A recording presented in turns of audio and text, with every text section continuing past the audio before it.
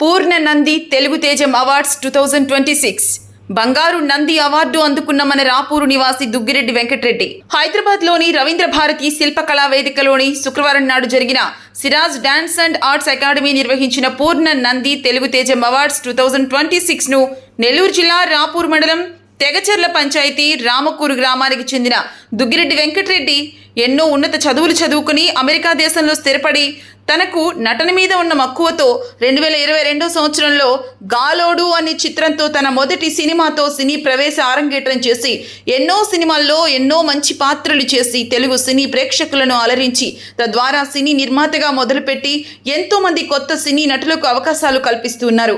అమెరికాలోని అట్లాంటాలో స్థిరపడిన ప్రముఖ సినీ నిర్మాత మరియు సినీ నటుడు మన దుగ్గిరెడ్డి వెంకటరెడ్డికి హైదరాబాద్ రవీంద్ర భారతిలో జరిగిన కార్యక్రమంలో పూర్ణ నంది తెలుగు తేజం అవార్డు 2026ను బంగారు నందిని అందుకోవడం జరిగింది.